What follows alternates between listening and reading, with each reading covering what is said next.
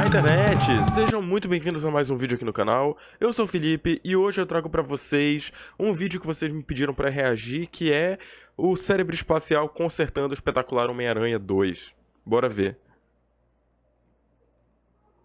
Bom, agora indo pra reescrita do roteiro. A gente sabe que o plano inicial do filme era que o vilão fosse o Electro. Em algumas entrevistas do nosso lindo e gostoso André Garfo, ele deixa escapar que a primeira versão do roteiro era algo mais intimista e muito emocional. Por eliminatória, a gente deve considerar então que a inclusão do Rhino e o Duende Verde da Cracolândia foram adicionados depois. A história dos pais do Peter foi usada inteiramente para fazer o marketing do primeiro filme. Era tipo a grande aposta do estúdio no diferencial dessa franquia. Só que todo mundo reclamou disso e basicamente todo o marketing do segundo foi voltado pra uau, a Gwen vai morrer ou não? E alguma outra menção a conspirações da Oscorp no trailer, só pra parecer que o filme contaria uma história grandiosa e cheia de reviravoltas. Então, a gente tem a obrigação que o filme tenha o Electro, o Duende Verde, o Rhino, a morte da Gwen e o envolvimento da Oscorp pra criar sequências e spin-offs. Então, bora lá. Primeira coisa a se fazer é encontrar o tema do filme. A morte da Gwen e a história dos pais do Peter não podem ficar alheias ao tema. E o Peter precisa de um arco de personagem bem definido, o que ele não tem no primeiro filme. Ele tem que aprender algo no decorrer do filme que mude quem ele é pra sempre. Ao mesmo tempo que temos a missão de consertar as falhas da temática do original. Já que vamos lá, ser sincero, o Peter em si não passa por quase nenhuma mudança durante esse filme. Na verdade, tudo de errado que acontece é culpa dele. De forma geral, extraímos de Espetacular Homem-Aranha o tema de procurar algo que sempre esteve lá, mas que não valorizamos quando deveríamos. E é exatamente aí que o segundo filme deveria começar. Ao invés de uma cena aleatória com os pais do Peter em um avião, que é ridícula,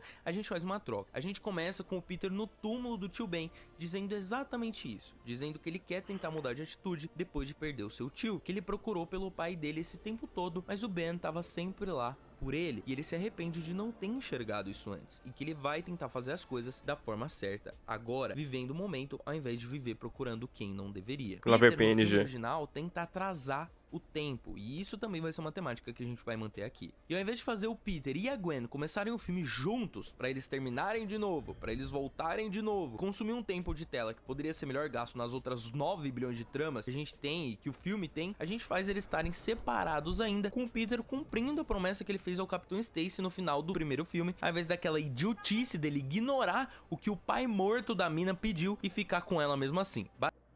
Era só ter trocado a fala do final de Tasmin que já resolvia o problema. Era só ter seguido a HQ. Era só o Capitão Stacy falar: ah, meu Deus, você faz um bom trabalho. Olha, me desculpa, eu estava errado sobre você. Continua salvando minha filha. Pronto, resolveu o problema. Basicamente invalidando o sacrifício dele. E no começo do filme ele quer fazer a vida valer a pena e viver o presente. Ou seja, o objetivo do Peter é tentar reconquistar a Gwen na própria formatura. A gente vê então o Homem-Aranha em cima de um prédio treinando um discurso, falando pra ela que a ama e com um buquê de flores na mochila. E aí sim, a gente começa com o lindíssimo web swing do Peter, assim como o Espetacular Homem-Aranha 2. Uma forma de mostrar que ele quer viver o agora, fazer o que ele tem no momento valer a pena. A próxima mudança, ao invés do Homem-Aranha perseguir um caminhão que acabou de roubar plutônio, um bagulho aleatório que nunca mais aparece no filme por motivo nenhum, já que sei lá por que aquilo apareceu em primeiro lugar, a gente... Tá aí outro rolê que é realmente... Cara, é incrível como defendem esse filme com unhas e dentes e o filme não faz o menor sentido, velho. Os caras roubou plutônio e... russo, né? A gente agora coloca que o que foi roubado pelo Rhino foi o próprio tanque de enguias elétricas que transformam o Max no Electro. E ele tem o próprio Max como refém dentro do caminhão. Com isso, a gente apresenta ambos de uma vez, sem aparecer jogado no meio do filme. Após salvar alguns civis... Só que aí que tá, por que ele roubaria o tanque de enguias? Pensa nisso. Vender no mercado negro? Talvez, mas só de fazer uma pequena conexão já resolvia. O telefone do Peter toca e ao invés de falar com a Gwen, Peter fala com a May, que não sabe a identidade dele, e pergunta se ele já tá chegando na formatura, porque o discurso da Gwen já começou. Isso aí vai adicionar um senso de urgência gigante pra cena, porque ele tem que resolver o problema logo se quiser reconquistar a Gwen na formatura. E também funcionaria muito mais do que a própria Gwen ligando pra ele. Tá ligado? Porque a Gwen... Ah, tá, coisas de Homem-Aranha. A tia May... Peter, cadê tu? Esse é o teu dia mais importante. O Peter lá salvando o mundo. Tem razão, tia May, já tô chegando. realmente ia ficar muito melhor. Ao mesmo tempo que também tem que comparecer à formatura sem levantar suspeitas pra Tia May. Quando o caminhão forte acelera e destrói tudo ao seu redor, a gente presencia o Max falando que eles têm que tomar cuidado, que as enguias são sensíveis, que levaram meses pra criar elas em laboratório e suplicando pra tomar cuidado porque elas vão ser essenciais pra abastecer toda a energia da cidade. As enguias aqui fazem parte de um trabalho altruísta do Max em tentar criar energia limpa pra Nova York. É um diálogo positivo, óbvio, mas serve pra mostrar que o Max é um cara inteligente e dedicado ao serviço. Por fim, a gente fecha a cena com o Homem-Aranha entrando no caminhão, derrotando os caras armados, porém o tanque começa a escorregar e o Aranha segura ele pra não quebrar no meio da rua. Perante isso tudo, um dos capangas do Alexei se levanta e tenta atirar no Homem-Aranha, porém o Max se joga contra o mesmo, salvando o Aranha das balas e evidenciando que ele tem um apreço pelo herói, sem ser da forma bizarra e caricata que fizeram no filme, dele ser um nerd chonadão no Homem-Aranha. O Homem-Aranha consegue parar o caminhão e resgatar o Max e impedir o tanque de quebrar. Alexei foge e o Homem-Aranha o captura, igual acontece no filme original. A cena da formatura tem o mesmo desenrolar, exceto que agora o Peter não beija a Gwen, ele só a encara por alguns segundos quando ele sobe lá em cima, e depois vai comemorar com a Tia May, que incentiva ele a ir falar com a garota. Vemos Peter tentando falar seu discurso, mas errando várias vezes, e aí ele decide pegar a mochila e nota que seu buquê tá todo despedaçado, caindo aos pedaços com um tiro de bala que passou pela sua mochila durante o confronto. Por fim, ele encara a Gwen mais uma vez e perde a motivação para ir falar com ela, percebendo através da mochila destruída mais uma vez que sua vida como Homem-Aranha nunca permitiria que ambos estivessem juntos. A partir daí a gente volta pro Max, dando uma entrevista para o canal de TV sobre seu próprio sequestro e o roubo das enguias, e enfatiza sobre como o Homem-Aranha é um verdadeiro herói, salvou ele e sua pesquisa que promete gerar energia limpa e gratuita para toda a cidade. Depois disso, a gente acompanha o Max chegando em sua casa, um lugar simples e pequeno, falando para sua mãe como foi seu dia, até que ele finalmente entra no quarto dela e a gente vê ela entubada e dormindo. Max abre uma sacola e coloca uma foto dos dois juntos ao lado da mãe e dá feliz aniversário para ela logo após acordá-la. Depois ele diz que após os contratempos do dia, o projeto ficou um pouco atrasado, mas basta apenas mais algumas semanas que ele finalmente vai ter todo o dinheiro que precisa para poder pagar a cirurgia da mãe. Depois ele tá falando sério, só que não dá pra... Cara, o PNG se mexendo enquanto ele fala, não dá, mano, não dá. Tá indo bem, eu tô gostando, só que, mano... Depois ele pega um pequeno bolo, acende uma vela e assopra, deixando a cena totalmente escura. Cortamos para uma cena no cemitério com Peter e Tia May visitando o túmulo do Ben Parker, com May dizendo que sente muito a falta dele. Eles se sentam para conversar e durante o diálogo, May diz que às vezes se arrepende de algumas coisas, como de não ter ido com Ben ao jogo de beisebol dos Mets naquele ano. Após isso, Peter vai sozinho visitar o túmulo do Capitão Stacy e observa por alguns segundos com um olhar de culpa. Na próxima cena, vemos Gwen olhando um álbum de fotos que tinha com o Peter. Aí ela se estica em sua cama, claramente deprimida, e logo em seguida sua mãe bate a porta e fala que recebeu uma carta da faculdade de Oxford, na Inglaterra. Gwen fica feliz por alguns segundos e comemora com sua mãe, mas o ânimo logo vai embora, assim que ela volta a encarar as fotos. Ela se recompõe e fecha o álbum.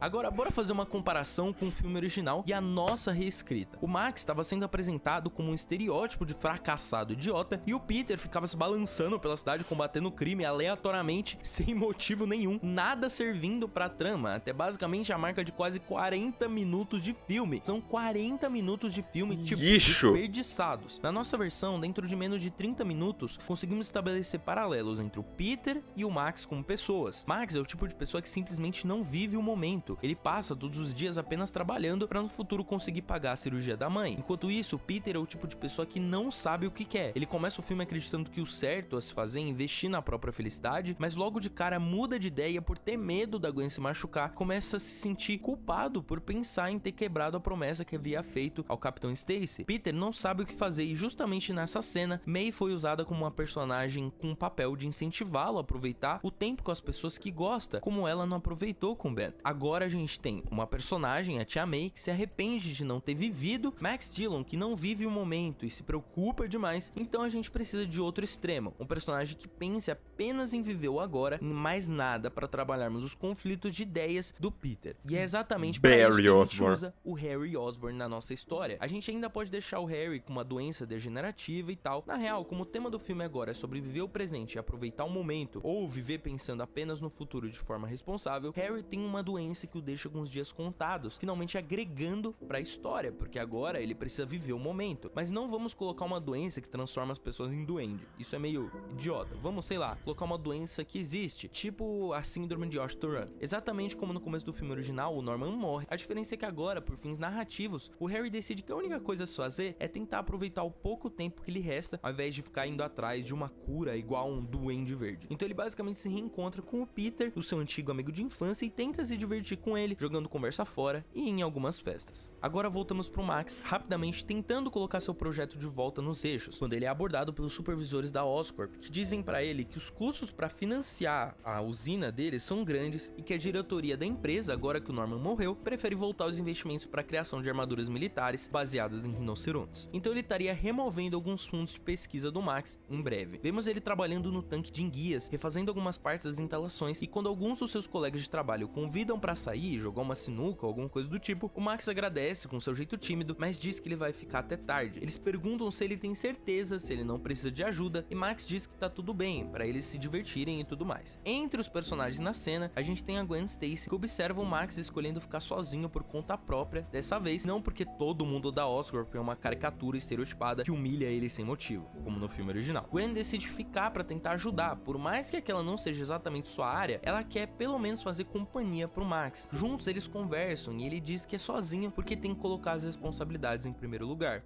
E Gwen diz que conheceu alguém assim e depois indaga se isso vale mesmo a pena. Max pergunta o que ela quer dizer e ela diz que às vezes a gente faz de tudo para dar o que a gente pode para alguém, exceto estar com eles. A gente sacrifica tudo ao invés de ficar lado a lado de quem a gente ama. Max continua a fazer um procedimento perigoso. Gwen se preocupa, pergunta se ele não acha melhor esperar até amanhã com a galera realmente especializada naquela parte do serviço. Max diz que é bobagem, ele tenta fazer por conta, se acidenta e cai no tanque de enguias. Gwen entra em choque e tenta desligar a usina, mas o tanque explode. Max acorda no hospital, temos uma visão em primeira pessoa com vários médicos em pânico, com tudo borrado e várias pessoas sofrendo descargas elétricas de energia. Gwen observa o sofrimento de Max através da porta da sala de emergência. A partir daí a gente volta pro Peter e pro Harry. Os dois estão em uma festa, o Peter não parece muito confortável e quer ir embora. Harry diz que é bobagem, fala pra ele aproveitar a vida e começa a encher a cara. Peter começa a ficar preocupado, o Harry começa a ficar incrivelmente bêbado, acaba passando dos limites e fazendo coisas extremamente irresponsáveis. Peter diz que não quer mais ficar lá e que vai embora. O Harry acaba perdendo a cabeça por estar muito bêbado, fica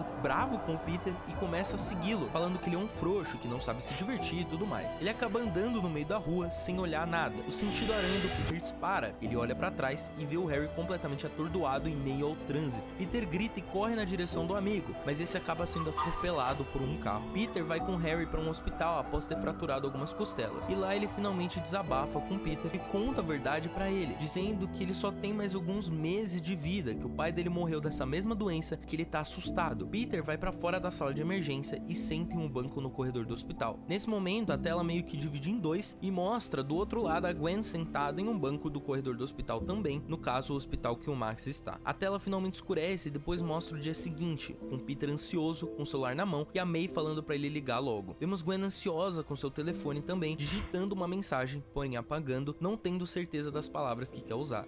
A gente vê o Peter fazendo exatamente a mesma coisa, até que ele simplesmente decide ligar, e eles têm uma daquelas conversas que eles não sabem como ter naturalmente, e faz acontecer uma cena meio vergonha alheia dos dois, tipo o que acontece no primeiro filme, mas no geral é bem bonitinho. De qualquer forma, ambos marcam de finalmente sair pra se ver lá na Times Square depois de muito tempo. Agora a gente volta pro hospital onde o Max está. E eu já vou adiantando, eu não tenho ideia nenhuma sobre o quanto de influência os executivos da Sony tiveram sobre o visual do Electro. Pode ser que eles quiseram que ele ficasse azul, porque achavam que seria mais fácil de vender brinquedo, que se fosse só um cara normal que soltasse raios. Pode ser que isso tenha sido escolha criativa da parte da direção e dos roteiristas mesmo. Eu vou considerar que tudo que aconteceu de terrível tenha sido por conta dos engravatados e das pessoas que decidiram colocar os roteiristas de Transformers 2 para escrever esse filme. Eu não vou tolerar ofensas a Transformers 2, tá? Só frisando aqui, Transformers 2 é bom. Então vamos lá. Vamos fingir que a Sony Pictures acredita que um boneco do Jamie Foxx soltando raios não vai vender, que precisa de alguma coisa a mais. Mas a gente também não quer deixar o cara azul, vai gastar muito tempo. Então minha solução, mete uma cicatriz na cara dele, tipo o Electro do Homem-Aranha do PS4. Justo. Chega nos executivos e fala que ele vira azul só no final do filme. Então os caras vão poder vender 2 bonecos do Electro. E aí todo mundo fica feliz, todo mundo aplaude, vida que segue. Bora lá. O Max acorda no hospital completamente entubado, com dificuldade de entender o que tá rolando. Ele olha pro lado, vê um espelho e se vê exatamente na situação da sua mãe, mas ainda não consegue ver o próprio rosto. Ele fica apavorado. A luz da sala que ele tá começa a piscar e nisso aparecem vários médicos na sala, pedindo pra ele se acalmar, dizendo que ele sofreu um acidente. Os médicos finalmente colocam um espelho em sua frente e ele vê sua face cheia de cicatrizes. As luzes do hospital começam a piscar, os aparelhos desligam. Alguns médicos tentam sedar o Max, que acaba agindo por instinto e causando uma descarga de energia em um deles. Max se assusta, começa a fugir do hospital e causa descarga de energia por todo lugar, fritando portas, trancando médicos, disparando alarmes, machucando pessoas. Até que ele finalmente vai pra fora do hospital e todos os carros na rua ficam com os alarmes acionados, como no filme original. Max corre assustado pelas ruas. Então a gente vê o Peter e a Gwen interagindo, jogando no verde um com o outro, comentando coisas mundanas como: não é estranho que você já me levou pra balançar por aí, mas a gente nunca foi numa roda gigante juntos? Gwen diz a Peter que recebeu uma bolsa pra estudar na Oxford, na Inglaterra. Peter fala que isso é ótimo, de uma forma meio estranha, e que apoia ela aí e tudo mais, mas claramente demonstra estar meio chateado com a ideia. Gwen nota e diz que não sabe se vai. Peter fala que é loucura e diz que oportunidades assim só acontecem uma vez na vida. E ela retruca que talvez o Peter seja uma coisa que só aconteça uma vez na vida. O clima fica finalmente sério e ela diz que sente falta dele, e ele diz que também sente falta dela. Eles começam a ter uma DR sobre o Peter ter se afastado dela por tanto tempo. Peter diz que fez uma promessa e não queria quebrá-la. Gwen então indaga: e isso funciona pra quem? Eles têm uma discussão semelhante àquela do começo do filme original, mas agora sem ser redundante, e eles finalmente decidem que sim, eles ainda se gostam e querem ficar juntos. Enquanto isso, vemos Max completamente perturbado vagando por Nova York. Ele entra em uma loja de café localizada na Times Square para tentar tomar alguma coisa e relaxar, mas acaba causando um tumulto dentro do lugar, algo semelhante ao desenho do espetacular Homem-Aranha de 2008, que tem uma cena parecida. O pedido de café escala muito rápido para o Max, destruindo as luzes do local sem querer e causando um tumulto, levando alguns policiais pedindo para ele se render. Max começa a gritar e dizer que ele só quer ver a mãe dele. Os policiais o maltratam e interpretam que ele estava tentando roubar a cafeteria local. Eles começam a partir para a força. Max continua dizendo que só quer ver sua mãe, e eles continuam usando a força.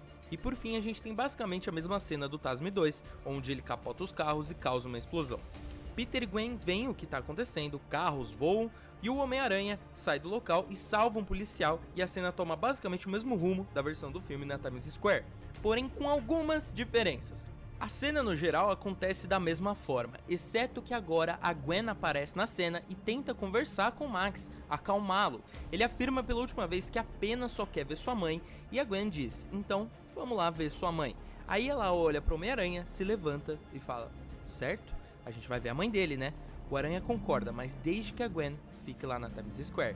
Ela diz que não é decisão do Peter. Ele fica receoso e ela indaga o que eles tinham discutido na última meia hora sobre esse assunto e diz que vai junto, ele querendo ou não.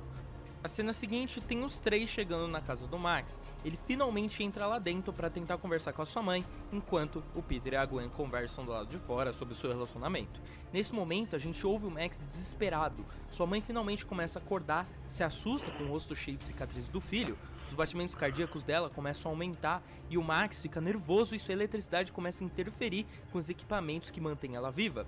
O Aranha diz que ele tem que ir embora e Max começa a parar de pensar direito, começa a enlouquecer, a dizer que passou a vida toda dele só querendo ajudar ela. As máquinas começam a parar de funcionar e a mãe dele começa a morrer. Max entra em estado de choque e acaba causando uma sobrecarga. O cinto do Aranha dispara, tudo fica em câmera lenta. O Aranha pula na direção da Gwen e a casa explode. Ambos são arremessados para fora.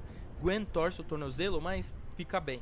O Aranha entra dentro da casa em chamas procurando por Max e vê o mesmo chorando sobre o corpo da sua mãe e fica parado, sem poder fazer nada. Max é preso e levado ao Instituto Ravencroft. Lá ele passa por uma avaliação psiquiátrica com a doutora Kafka, uma psicóloga que realmente se importa com os seus pacientes e quer ajudar, diferente daquele cara maluco do filme, aquele cientista caricato lá. Harris... Um dos maiores crimes de TASM 2 foi ter feito a doutora Kafka virar aquele cara e esse cara ser um completo lunático. Velho, qual que é a necessidade? O cara, ele é de energia, vamos torturar ele. Qual que é a merda do sentido, bicho? Sai da emergência depois do acidente e no dia seguinte vai com Peter e Gwen pro enterro da mãe do Max. Ele faz uma piada com a Gwen, do tipo, nossa, que jeito de se conhecer, hein? Lá ele começa a perceber que tá perdendo algumas funções motoras quando tem dificuldade de apertar a mão da Gwen. Ele culpa o acidente de carro, mas sabe que não é por isso. Peter ainda fica muito receoso em sair com Gwen depois do ocorrido. Ela tenta ligar e conversar, mas ele ainda continua se afastando dela pelo decorrer do filme. Harry tenta ir a outra festa, dessa vez sozinho, mas começa a ver o Peter cheio de responsabilidades, namorada, trabalho, e começa a se sentir como um peso na Terra. Começa a parar de se divertir, começa a querer fazer alguma coisa útil antes de morrer. Ele resolve trabalhar no projeto do Max e tentar fazer a usina de energia funcionar antes dele bater as botas, como se finalmente fosse fazer a primeira coisa significativa da sua vida. Ele consegue e Harry e Max começam a interagir mais e a virar parceiros. Harry acaba falando que tá morrendo e tem uma doença degenerativa. Isso meio que afeta o psicológico do Max, porque ele praticamente acabou de vivenciar essa mesma doença, esse mesmo problema com a mãe. Assim ele entra numa espécie de negação e, com o objetivo de não ter que passar pelo mesmo trauma novamente, começa a convencer o Harry de que ele deveria achar uma forma de sobreviver. Max sugere que Harry deveria tentar cruzamento genético de espécies. Ele conseguiu as habilidades das enguias, assim como o Homem-Aranha também conseguiu habilidades das aranhas. Harry poderia tentar cruzar seu DNA de algum bicho que consiga se curar da doença. Ele pede ajuda ao Peter para encontrar o Homem-Aranha. Então a gente tem novamente a cena do Homem-Aranha indo visitar o Harry e conversando sobre doar o seu sangue. Só que dessa vez não é sangue mágico de aranha que cura os outros milagrosamente, porque o roteirista quis. Dessa vez ele quer estudar como funcionou para o cruzamento funcionar no Homem-Aranha e no Max, Agora sem sim. deformar ambos, para conseguirem fazer com ele. Harry diz que pretende usar DNAs de lagarto, que são animais que se regeneram rapidamente.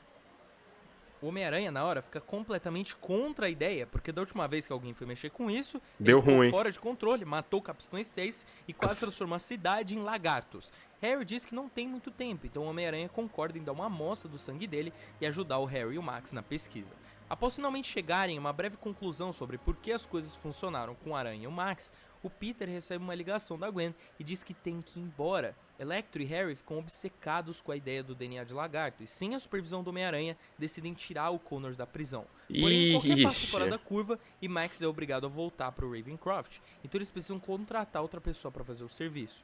Max lembra o sequestrador que tentou roubar o tanque de enguias no começo do filme. Eles o contratam para abrir um buraco na prisão e tirar o Connors de lá. Max sugere usar a armadura de protótipos da Oscorp baseadas em rinocerontes. Catapimbas. Que Harry concorda e fornece pro Alexei. Gwen e Peter percebem que por mais que queiram ficar juntos, o relacionamento deles não vai dar certo. Peter é protetor demais e faz de tudo para afastar a garota, ao mesmo tempo que também não quer terminar com ela. Rino finalmente aparece e solta Connors da prisão. Gwen e Peter têm outra DR enquanto isso, e eles veem tudo por um noticiário na TV. Gwen finalmente faz um ultimato, mandando Peter tomar uma decisão. Peter observa a Gwen ainda mancando e diz que, dadas as circunstâncias, talvez seja melhor eles não ficarem juntos, porque ele tem que seguir com as suas responsabilidades. Após isso, ele coloca o traje e sai. Gwen finalmente desiste do Peter, joga o álbum de fotos no lixo e decide seguir com a vida e ir para Oxford. O Homem-Aranha vai ao encontro do Rino e eles realmente têm uma batalha que não aconteceu no filme original, com o Homem-Aranha sendo vitorioso. O Electro vê que basicamente o Homem-Aranha fez com que os planos deles falhassem e acaba se envolvendo na cena e ajuda Connors a escapar, indo contra o Homem-Aranha de forma furtiva. A doutora Kafka descobre e resolve prender o Max de volta no Instituto Ravencroft, mas ele se nega aí. Então, vários policiais cercam a Oscorp para levá-lo à força. Assim que eles chegam lá, Max finalmente se assume como vilão e se torna o Electro de vez, e se livra dos policiais para que o Harry tenha uma chance de se curar. Porém, ele deixa Kafka viva. Enquanto isso, após um diálogo emocional com May, ela incentiva o Peter a ir com a Gwen para a Inglaterra. Diz para ele ir atrás dela e fazer o melhor que ele pode da vida dele. Ser feliz, porém responsável.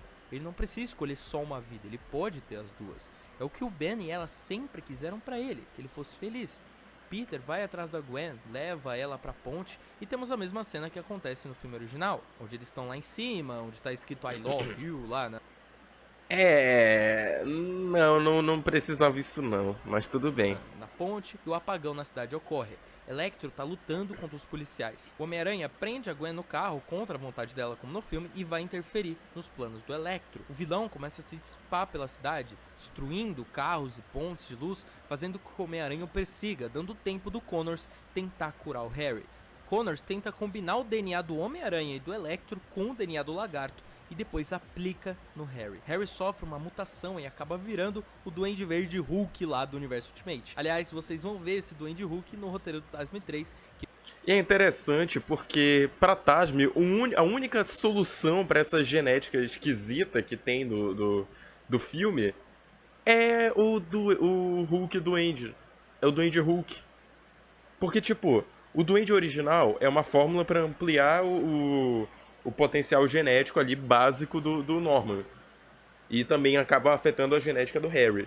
Só que aqui em TASM é uma doença degenerativa, então a única forma de curar ela seria com uma variante esquisita do Soroós. Isso é muito limitado. Que vai sair logo logo. Eu sei que muita gente não gosta dessa versão do Duende, mas é bem melhor esse Duende Hulk aí descontrolado do que o Duende drogado que simplesmente decide ficar malvadão no final do filme. Exatamente. O Electro atrai o Homem-Aranha para a usina de energia que finalmente tem toda a capacidade de abastecer a cidade, assim tendo todo o tempo e segurança do mundo para vencer a luta. Até esse momento, Electro ainda toma todas as suas decisões pensando sempre no futuro. Ele resolve absorver toda a energia para si mesmo, finalmente ficando azul e se tornando energia pura. Ele era amarelo e ficou azul agora. O Electro e o Homem-Aranha lutam exatamente como no filme, só que com uma desvantagem a mais. Os raios do Electro aqui continuam conduzindo energia pelos lançadores de teia do Andrew Garfield, ou seja, eles continuam quebrando, porque, diferente do filme original, a Gwen ainda não os consertou. Gwen chega e atropela o Electro com o carro, como no filme, só que agora, ao invés de chegar, falar que vai lutar e não ter ideia nenhuma do que fazer, ela chega mandando o Peter entregar os lançadores de teia dele. Ele não entende, mas ele dá pra ela mesmo assim. Ela magnetiza eles enquanto eles discutem o plano, que dessa vez, ao invés de explodir o Electro, é fazê-lo descarregar energia o suficiente na usina, até ficar fraco o suficiente pro Homem-Aranha parar o procedimento. Graças a Deus. O Homem-Aranha não mata. Glória! Sério. Ele não mata. Receba! Assim, a Gwen fica com uma função a mais. Ao invés de falar que sabe reiniciar o sistema, e aí tudo que ela faz é puxar uma alavanca igual no filme, agora ela tem que analisar exatamente qual a vantagem do Max através das leituras de energia do traje dele. Perfeito. Assim ela fica responsável em dizer exatamente ao Peter, assim ela fica responsável em dizer pro Peter qual o momento exato para ele tirar o Electro do processo de absorção de energia sem deixar que ele morra, mas também enfraquecendo ele o suficiente para não ser mais um perigo. Potente. O que acontece? Peter Potente, monta potente. uma armadilha enquanto se balança pela usina, desviando de todos os raios, fazendo piadas e irritando o Electro para que este não preste atenção no que o Peter tá fazendo, até que ele finalmente faz o Max cometer um erro e a energia dele começa a se dissipar pela usina. E quando ele começa a ficar mais fraco, Gwen dá o sinal e o Homem-Aranha se joga nele, sem pensar se vai viver para contar a história, tomando uma quantidade de volts imensurável, porém impedindo o Max de ser absorvido por completo pela usina. Brabíssimo. Max volta à sua forma humana e ambos caem. O Homem-Aranha lamenta por tudo pro Max e depois a gente ouve alguns gritos. Vemos o caos se alastrando à distância e finalmente vemos o Duende Verde descontrolado. Max tenta conversar com Harry porque considera ele seu amigo. Harry parece conseguir reconhecer Max instintivamente e se porta amigável perto dele. O Homem-Aranha entra em choque que o monstro na sua frente é seu amigo Harry e fica completamente puto por eles terem usado o DNA do lagarto e começa a dizer: o que vocês fizeram? Ele acaba ficando nervoso demais, aumenta o tom de voz e o Duende Verde se sente ameaçado, exatamente como um cachorro, e ataca o Aranha, que instintivamente pede para Gwen fugir. Ela corre em direção ao Max e pergunta o que ele fez. Max começa a se sentir culpado e diz que a culpa é dele, que ele só queria ajudar o Harry. Gwen diz a ele que ele tem que fazer alguma coisa, porque essa é sua responsabilidade. E diz que se tem algo que ela aprendeu com Homem-Aranha é que com grande poder também deve vir uma grande responsabilidade.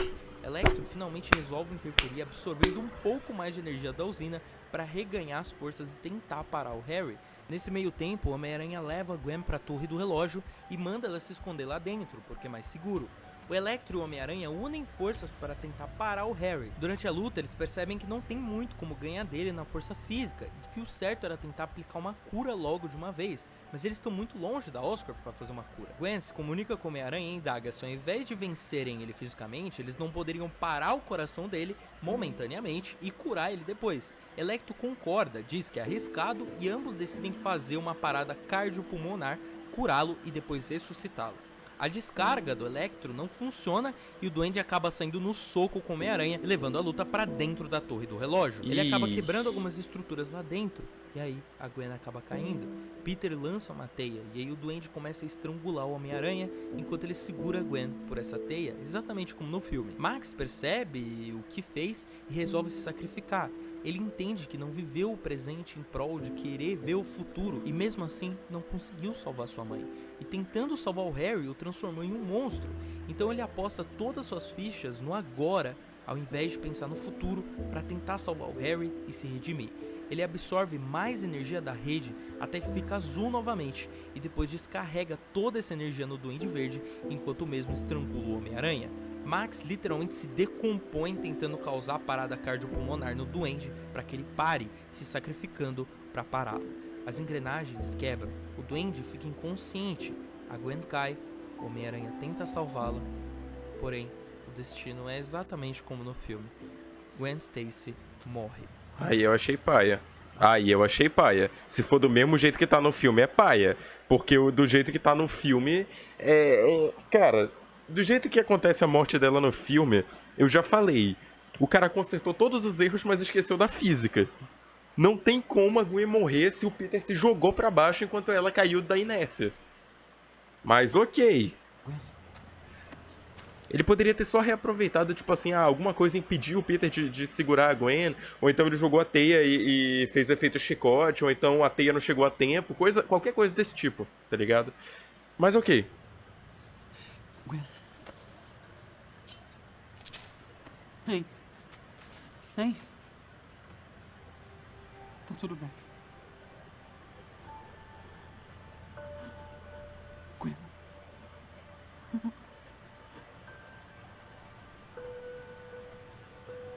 Fica comigo, fica comigo. Fica comigo, fica comigo. Fica comigo.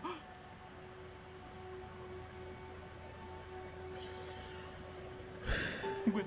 No prólogo, Harry vai preso e é mantido em uma cela de segurança máxima no Instituto Ravencroft, após ter sido curado. Peter visita Gwen no túmulo todas as estações do ano, deixando lírios por lá todas as vezes. Terminando o filme com uma narração do Peter dizendo que ele sente muito, que eles nunca foram para uma roda gigante juntos, que ele sente muito por ter afastado a Gwen por todo esse tempo, ao invés de ficar do seu lado. Vemos Peter sentado em um prédio deprimido enquanto a narração continua. E por fim, a narração fecha com ele dizendo que a ama enquanto a última coisa que a gente vê em cena é a lápide com seu nome. E é assim que acaba o filme. Não acaba com Peter voltando ativa, não acaba com uma montagem de alguns segundos dele superando a namorada morta. Acaba de uma forma realista, dele simplesmente vivendo o seu luto e deixando, obviamente, uma ponta para uma continuação.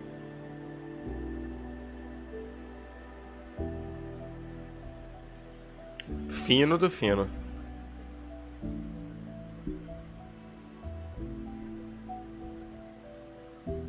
Tem cena pós-crédito? Acho difícil. Não tem cena pós-crédito. Cara, deu uma melhorada brutal no filme. Santo Cristo, mano, que roteiro maneiro. Em meia hora o cara conseguiu escrever um roteiro muito mais funcional, muito mais dinâmico e ao mesmo tempo deu um propósito muito maior pra cada personagem ali. Até a Tia May ganhou importância, velho. Não, na moral, esse eu acho... Depois do roteiro de Tasme 2, esse é o melhor roteiro que eu vi do Cérebro Espacial. O do Homem-Aranha 4 ali, do Tom Holland, é maneiro e tal, mas pelo fato dele ter consertado o Tasme 2, pra mim esse roteiro já ganha, já tem um reconhecimento um pouco maior. E cara, na moral, muito obrigado a você que sugeriu, eu não lembro quem foi, que pediu pra eu ver esse roteiro consertado, eu vou botar aí na tela. Cara, muito obrigado de verdade. Esse filme teria sido incrível, na moral, esse filme teria sido muito incrível. Mas é isso. Esse era o vídeo de hoje. Desculpa se o áudio estiver meio pixelado por causa da chuva, tá? Foi mal. Começou a chover enquanto eu tava gravando. Mas, enfim. Vídeo de hoje vai ficando por aqui, eu espero que vocês tenham gostado. Por favor, não esquece de deixar o like, de se inscrever no canal, de clicar no sininho para receber notificação, compartilha com os amigos. Lembrando também que se tu quiser comprar alguma HQ do Homem-Aranha, tem uma porrada de opções aí na descrição, tá? Tem toda a Marvel Saga, todo o Espetacular Homem-Aranha, volume 1, 2, 3, 4, 5, 6, 7, 8, 9. Tem um monte de outras HQs que vocês podem comprar usando meu código ali da Amazon, beleza? Vejo vocês aí nessa semana, até a próxima e tchau!